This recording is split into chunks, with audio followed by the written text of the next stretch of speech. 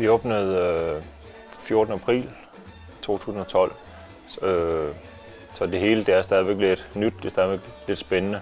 Vi åbnede frem mod sommeren, hvor folk primært laver mange af deres fysiske aktiviteter udendøre. Så er det jo nu her efter nytår og i de kolde måneder, det er jo her, at vi skal stå vores prøve, og det her, at vi skal vise vores værd som et træningshus, som vi prøver at sige, at vi er ikke noget træningscenter, vi har ikke løberen, vi har ikke træningsmaskiner, vi er et træningshus, folk de skal føle sig lidt mere velkommen.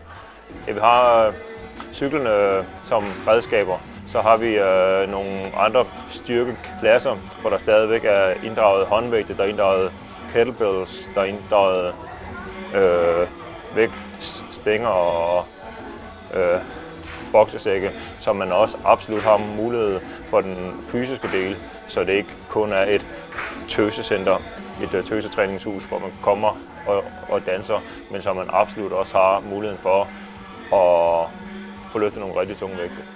Men det var hårdt, men jeg prøvede lige så meget jeg kunne. Også lige så meget jeg nu kunne, på grund af at jeg har ondt i min lænd. Men jeg synes, jeg gav mig. Så, jamen, jeg har det godt med mig selv, at jeg har gjort det her. Så det synes det er fedt. Så, ja.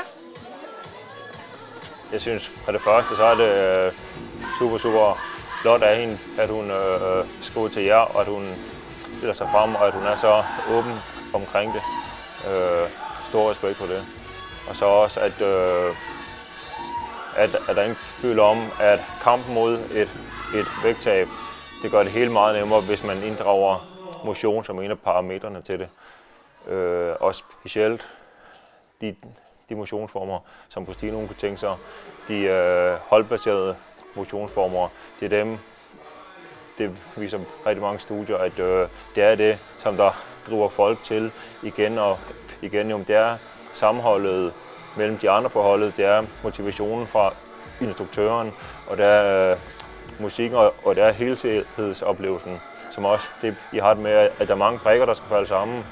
Fordi jeg tror, at hvis Christine måske blev sendt i et fitnesscenter og skulle, så fik hun 5 øvelser på den ene maskine, 5 øvelser på den anden, jamen så blev det hele sådan lidt mekanisk, og måske ikke så løftbetonet, som det ellers forhåbentlig bliver.